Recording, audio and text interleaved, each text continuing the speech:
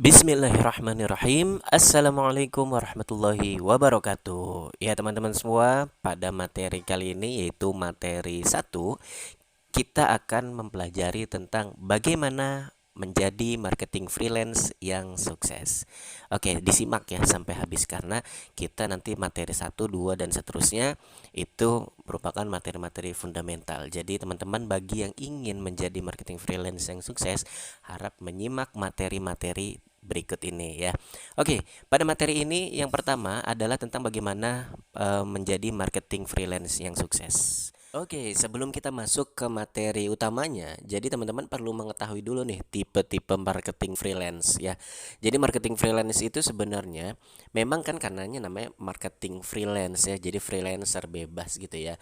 Nah, cuman ini ada beberapa tipe ya marketing-marketing yang ada gitu ya. Nah, yang pertama adalah benar-benar marketing freelance ya. Yang pertama itu benar-benar marketing freelance. Artinya apa? Dia menjadikan pekerjaan ini sebagai sampingan gitu ya. Nah, misalnya gini ya, dia bekerja di tempat lain gitu ya, misalnya bekerja di perusahaan atau bekerja pokoknya bekerja gitu ya di pemerintahan gitu. Terus kemudian untuk sampingan atau penghasilan tambahan, nah itu dia menjadi marketing freelance gitu ya, jadi hanya untuk selingan aja dan untuk tambahan aja gitu ya. Dan yang kedua itu ada mereka yang untuk income utama. Jadi kalau tadi second income, kalau ini jadi income utamanya gitu ya. Nah, menjadikan apa namanya income utamanya ini jadi benar-benar dia full time ya ngerjain pekerjaan apa namanya berjualan sebagai marketing freelance ini gitu ya. Memang tidak terikat gitu ya, tapi dia sendiri bertekad untuk menjadikan ini adalah income yang utama, income utamanya dia gitu ya. Nah, nanti penghasilan juga beda antara yang pertama sama yang kedua, apalagi ya sama yang ketiga gitu ya. Yang ketiga ini hanya sekedarnya saja gitu ya. Jadi dia cuman oh ada undangan masuk grup, oh ada iklan merekrut marketing freelance misalnya gitu ya. Oh ada perusahaan yang ngajak masuk ke perusahaan dia sebagai marketing freelance gitu ya. Nah, ini apa tentu terus dia gabung aja di grup, banyak gabung di grup ya, gabung grup ini gitu ya. Nah, itu tipe-tipe marketing. Dan tentunya antara yang tipe pertama, kedua, dan ketiga itu tentunya akan berbeda gitu ya, akan berbeda penghasilannya gitu. Jadi apa namanya marketing freelance juga nggak sama gitu ya. Nah, kalau tadi ngelihat tipe-tipenya, sekarang kita lihat income-nya. Jadi berdasarkan tipe yang tadi ya teman-teman ya, itu ada pastinya berpengaruh terhadap income ya.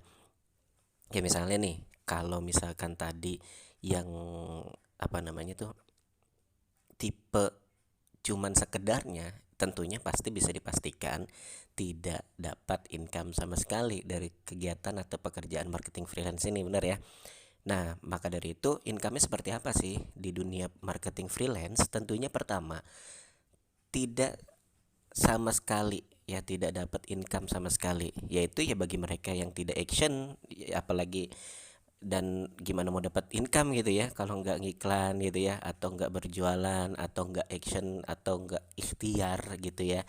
Jadi ikhtiar itulah nanti berpengaruh kepada income-nya gitu. Jadi kalau misalkan nggak belajar gitu ya, atau misalnya kita udah nggak belajar terus apalagi action gitu ya, nggak action apalagi belajar gitu ya. Nah, ya tentu tidak dapat income sama sekali dari pekerjaan marketing freelance gitu ya. Ada juga, nah yang kedua income-nya itu ada yang dapat sekali gitu ya, dapat sekali. Jadi waktu dapat habis itu udah seneng, bangga gitu ya, atau cuman mau nyobain doang gitu ya, atau cuman ya tadi sekedarnya gitu ya, atau cuman iseng-iseng aja gitu ya, dapat sekali terus habis itu effortnya besar lagi gitu ya. Jadi kayak ibarat mobil nih lagi nanjak gitu ya, udah dapat sekali, dia udah nanjak terus berhenti di tanjakan gitu ya. Terus ketika mau ngegas lagi kan butuh effort yang lebih lagi gitu ya. Nah, rata-rata seperti itu gitu ya. Nah, ada juga yang jarang-jarang. Kalau tadi nggak dapat terus sekarang sekali, ada yang jarang-jarang. Yang ketiga nih tipenya ya. Jarang-jarang itu bagaimana? Yaitu ya Ntar kadang bulan ini dapet gitu ya, nanti bulan depan gak dapet, terus dapat lagi gitu ya, ntar nggak dapat lagi kayak gitu.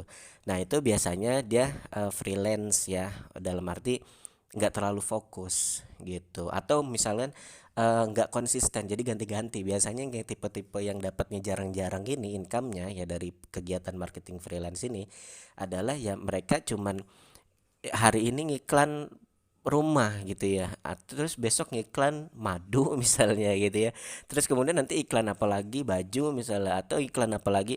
Nah ini yang dapatnya jarang-jarang, kadang dapat kadang enggak. Kalau ada yang lagi nyari kita gregetan, kalau misalkan nggak ada yang nyari ya nggak dapat gitu ya, seperti itu. Nah ada yang benar-benar fokus, nggak apa-apa walaupun dia kerja gitu ya, sambil kerja, tapi ketika dia fokus itu tetap dapat gitu ya. Ada yang seperti itu, rutin tiap bulan dapat, dia sambil bekerja di pekerjaannya terus sambil ngerjain sampingannya atau freelance-nya ini, kegiatan freelance-nya ini gitu teman-teman. Jadi walaupun sambil bekerja terus kemudian mengerjakan freelance ini gitu ya, tapi rutin bener-bener fokus gitu ngikutin arahan leadernya gitu. Nah ini dia ya teman-teman ya, jadi mau yang mana nih pilihnya ya, jadi dapat income rutin tiap bulan atau tidak sama sekali gitu ya. Tentunya pasti kita pengen dapatnya rutin tiap bulan. Nah nggak masalah teman-teman masih kerja gitu ya, terus sambilan posting-posting gitu ya, itu tetap dapat gitu ya. Banyak teman-teman kita ya, tim kita itu ya, ada juga yang sambil kerja gitu, yang akhirnya ketika mendapatkan income yang ternyata kegiatan freelance ini apa namanya menghasilkan lebih dari gaji ya. Nah akhirnya dia resign gitu ya. Setelah resign dia fokus. Jadi yang tadi ya tipe pertama itu, tipe yang sebelumnya ya, jadi yang tadinya dia cuman freelance tapi fokus, kemudian sekarang jadi income utama. Nah itu dia income yang ada di kegiatan marketing freelance properti. Nah contoh misalnya nih ya, fee-nya kafling misalnya, itu fee-nya 10%. Nah, harga misalkan 47 juta. Nah, itu 10% dari 47 juta aja udah 4.700.000, lebih dari UMR kan ya, teman-teman ya. Nah, terus kemudian itu kalau closing satu ya, kalau closing 2, closing 3 gitu ya. Nah, rata-rata mereka yang fokus, misalnya mereka fokus ke kafling aja nih ya dengan harga 47 juta. Nah, itu teman-teman, kalau kafling itu closingnya per bulan itu bisa 3 sampai 5 gitu ya. 3 sampai 5, bahkan sampai 7 unit. Bahkan sampai ada juga yang 10 unit gitu per bulan gitu ya. Itu untuk kafling gitu ya. Nah, kalau misalkan contoh lagi rumah. Nah, rumah itu fee-nya misalkan rata-rata ya sekitar 2%, 1% gitu ya. Ada juga yang 3%, nanti tergantung proyeknya beda-beda ya. Kafling juga tadi beda-beda. Jadi proyeknya ini beda-beda, apa namanya, komisinya atau fee-nya gitu ya. Nah, misalnya rumah harga 900 juta ya, terus kemudian fee-nya 2%, berarti dapat 18 juta gitu ya. Closing satu per bulan aja itu bisa dapetin 18 juta gitu ya per bulan gitu teman-teman ya. Jadi kalau misalkan kita akumulasi nih, fokus di satu rumah aja ya, itu nanti bisa dapat 18 juta per bulan gitu ya. Terus kalau fokus di kafling aja itu minimal banget bisa dapat 4.700.000 gitu ya. Nanti tergantung ya projectnya dan komisinya gitu teman-teman.